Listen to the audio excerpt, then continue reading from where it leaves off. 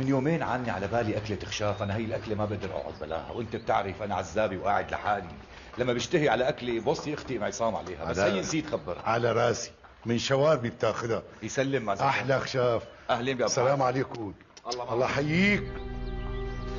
إلهي يجعلك من حظي ونصيبي يا أم سمير الحمصاني. شو عم تسوي هون ولا؟ عم بقلبه شو جابه أهلي أبو حاتم أهلي. عم بسألك شو عم تسوي هون؟ شو عم ساوي يعني عم بتسبب؟ هون عم تتسبب بحارة ضيقة وسد؟ أنت أكرم من الله أبو حاتم، بركي في أولاد جايين زيارة على شي بيت من بيوت هالحارة. والله اسمعوا لا، لهون ما بتجي بنوبها، درمل من الحارة أحسن لك. شو بك أبو حاتم؟ شو عدا ما بدا؟ اللي عدا إنه هاي الحارة ما فيها أولاد.